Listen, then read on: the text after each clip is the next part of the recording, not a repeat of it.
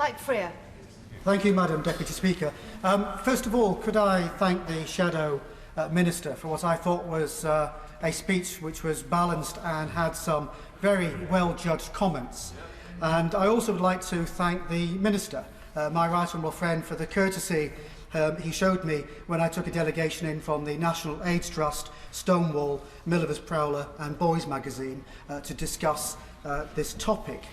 I think it's true to say, not just from the debate today, but what's been raging in the gay press over the last few months, there is considerable concern over the need to ban poppers. But what has come to the fore over the last few months, whilst I've been working on the topic, is actually the complete lack of any real empirical data one way or the other. And I do appreciate the Home Office believe, and I have no doubt to think that belief isn't genuine, that their deaths have occurred from the use of poppers. However, that evidence has never been forthcoming. And so I decided to do a little bit more research of my own.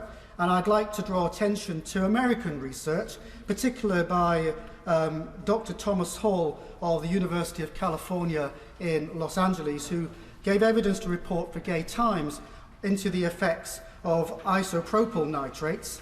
And I'll quote not the whole document, you'll be pleased to know, but he says, there is very little specific research onto the health effects of acyl nitrates other than amyl nitrate. And he goes on to say, my summary statement would be that in the grand scheme of drug abuse, the risks from nitrate poppers are fairly benign.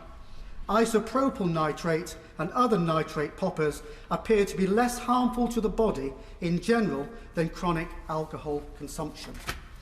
And so I then looked at the New England Medical Journal, and they said, to our knowledge, and this was published in 2010, and the New England Medical Journal said, to our knowledge over the past 10 years, which would now be 15 years, there have been only 2 cases of visual loss after inhalation of poppers, and the anatomical basis of the injury remains elusive. And finally, in terms of the medical research, I turned to the what's known as the USHHS, the United States Department of Health and Human Services report of January 2014. And they said, to date, the use of acyl nitrates as a psychoactive substance among men who have sex with men has received little attention in the addiction textbooks, where they are subsumed amongst other inhalants, as we are hearing today. This is unfortunate because lumping these disparate agents together based on mode of administration, i.e. inhalation, obscures the substantial differences in both mechanism and typical risk between acyl nitrates, which act on a specific pathway, and those solvents and propellants that are also inhaled. And that is about the some medical evidence that I could find. And so in the absence of medical evidence or hard fact in the UK, I wrote to the Advisory Committee on Misuse of Drugs, and the chairman could not be more blunt, to say the least. And one sentence basically says, they have not seen that poppers are capable of having harmful effects. And so there was a talk about a medicinal benefit to poppers, which I thought was an interesting turn of phrase, until I received an email, and I will have to bow to the knowledge of our SNP colleagues, from a gentleman in Croy, in Inverness. And he says, acyl nitrates are carried and used when the need arises for adabites. Apparently, the use of poppers is shared by many people who work in the countryside as a first line of treatment if one is bitten by an adder. I confess adders are not common in Finchley and Golders Green.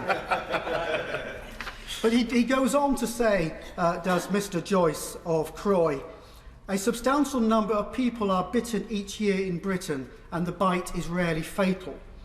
But whether that is because the venom is not particularly powerful against modern healthy humans, or because treatment with acyl nitrate or one of the 8 known antivenoms is always administered very quickly, is open to debate. And I use that because it does show that there is a conflict between what is a view that is held and what limited information and fact is out in the public domain. And I do support that there is a need to provide up-to-date empirical evidence, which also includes proportionality. Anything we do carries a risk. Whether it is smoking, if you wish to drink bleach, you will be harmed. But we are not proposing to ban bleach. So anything we are seeking to control, to regulate or ban has to be dealt with in the round and has to be dealt with in terms of proportionality. And I welcome the response to the Home Affairs Select Committee in terms of the investigation that will be underway shortly into the impact of a ban on the relationships of gay men and women. I'm told it's not just a gay men issue, this affects gay men and women. Because it's important to remember, and my honourable, I'd like to call him my honourable friend, the member for Leicester East, the chairman of the Home Affairs Select Committee, talked about anal sex. That's quite a crude way of saying that poppers can facilitate through the relaxation of muscles. However, the point I want to make is this isn't just about the physical side of relationship. If your relationship wishes to be as intimate as possible and poppers facilitates that, that is an important element into the emotional well-being of that couple. And so if we're talking about the medicinal benefits, we have to include the relationship benefits and the mental health benefits that the use of poppers in a relationship could bring. And I do think that when we are talking about risks, I've mentioned the proportionality. It is important that we don't start banning things on the basis of one or two incidents. It has to be a significant risk of significant harm to a significant number of people. Otherwise, we'll be banning cigarettes and alcohol tomorrow. And I must ask my right honourable friend and say to him that the investigation and report must be as open and as transparent as possible.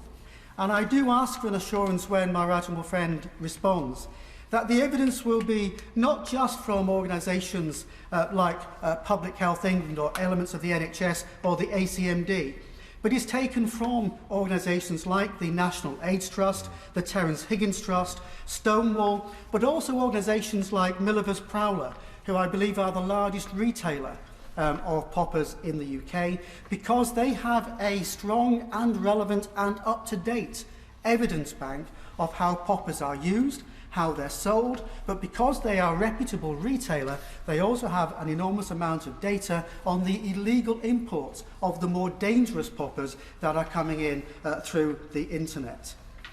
And I would also ask if the Minister would say they take evidence from the international bodies, I mentioned a few earlier on, who have done some medical research into the benefits or disbenefits of the use of poppers.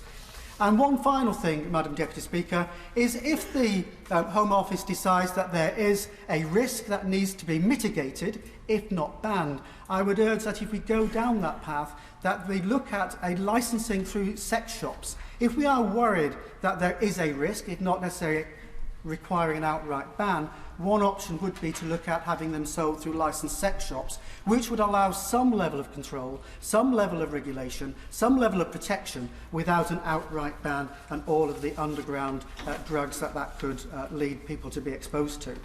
So I have to say there is a lot of work to be done, and I do welcome the swift action of the right honourable friend.